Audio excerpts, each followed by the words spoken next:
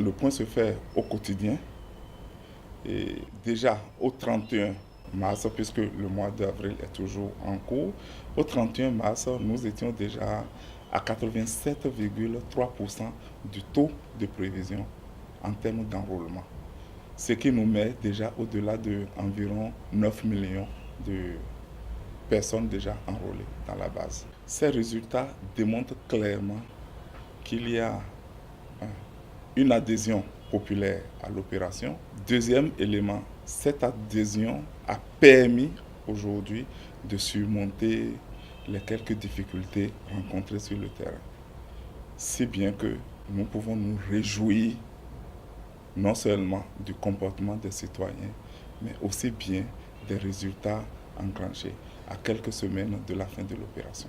Nous sommes bien conscients et que dans une pareille opération, dans toute opération de masse, il y a ceux-là qu'on appelle souvent les retardataires. Mais il est heureux de constater que là où les gens se sont mieux investis, que les kits se libèrent progressivement, ce qui nous permet de renforcer là aujourd'hui l'affluence.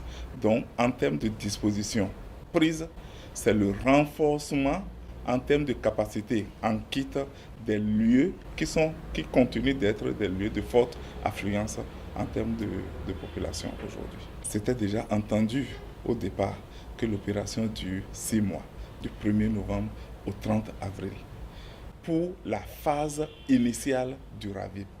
Mais il y a une phase naturellement, conformément à la promesse gouvernementale, il y a une phase qui va succéder à la phase initiale. Cette phase est dite la phase de recensement continu.